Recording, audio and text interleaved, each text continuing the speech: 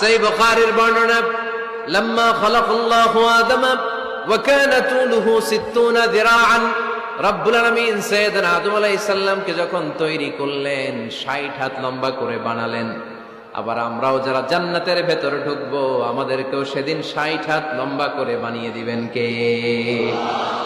কয় হাত লম্বা হয়ে ঢুকবেন জান্নাতে? 60 হাত।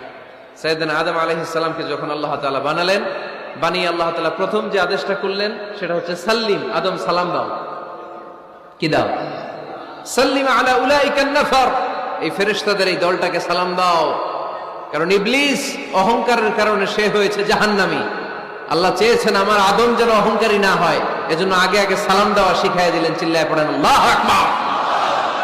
আগে যে সালাম দেয় তার হৃদয় থেকে অহংকারকে আল্লাহ মুক্ত করে দেয়, এজন্য আগে সালাম দিবেন।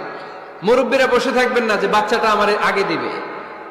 অনেক মুরব্বীরা এরকম করে যে আমি দেবো কেন, আমি তো মুরব্বী, ছোটরা আমারে দিবে, এরকম আছে না নাই? আপনি দেন না। আপনি কয়েকদিন দিতে দিতে লজ্জায় পড়ে বাচ্চাটাও আপনারা সালাম দিতে শুরু করবে। জান্নাতে যখন জান্নাতীরা যাবে, জান্নাতীদেরকে বারবার সালাম দেওয়া হবে। প্রতিটা গেইটেই ফেরেশতারা সালাম দিবে। চিল্লায় পড়েন আল্লাহু আকবার।